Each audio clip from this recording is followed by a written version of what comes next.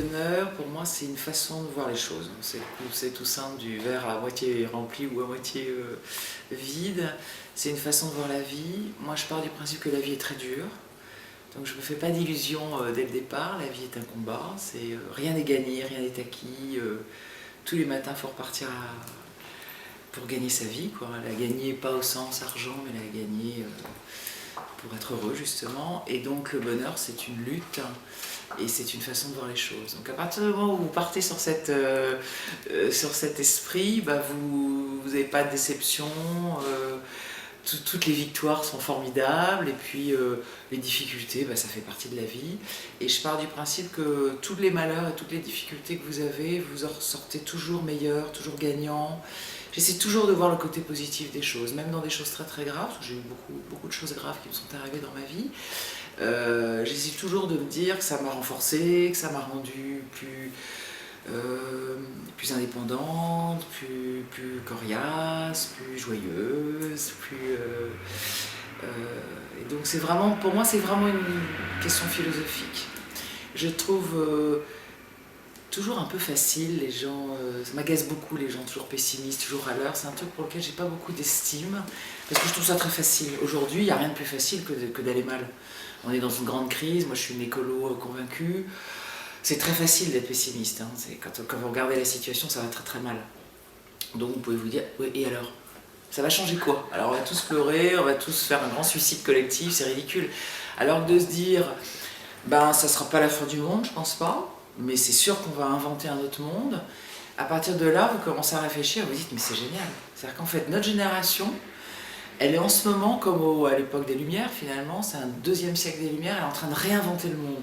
C'est formidable de se dire ça. Ben voilà, à partir de là, vous dites, ben je vais y aller, moi aussi, je vais apporter ma petite pierre, puis je vais rencontrer des gens qui bossent, puis vous rencontrez des gens formidables, qui font des choses incroyables, et puis vous dites, mais finalement, ben voilà.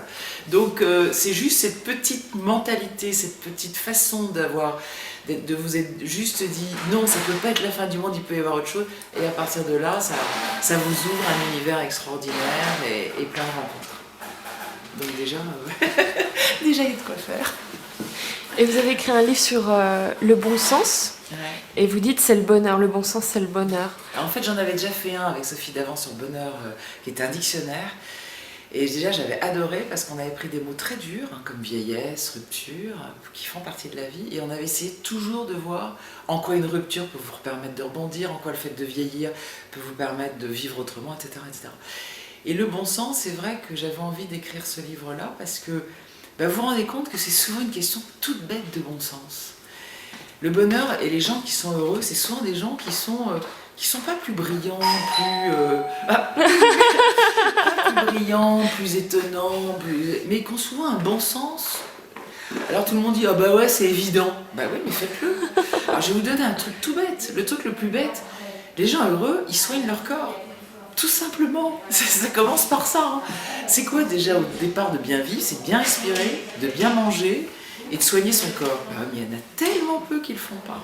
Déjà de respirer correctement. Moi je fais du tai chi qui me fait un bien fou, mais vous pouvez faire d'autres choses. Hein.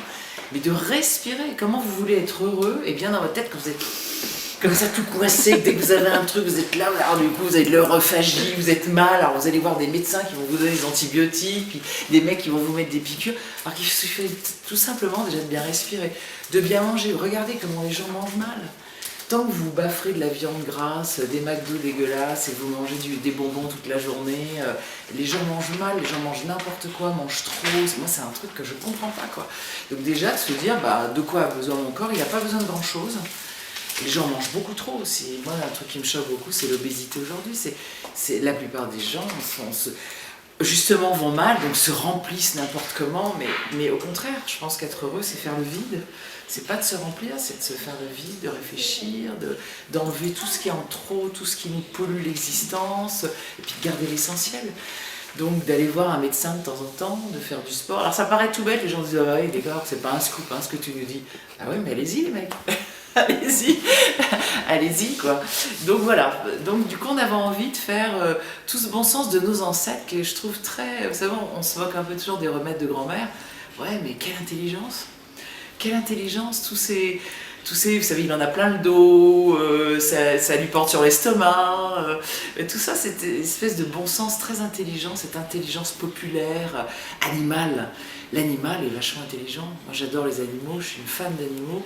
Regardons les animaux, l'intelligence des animaux.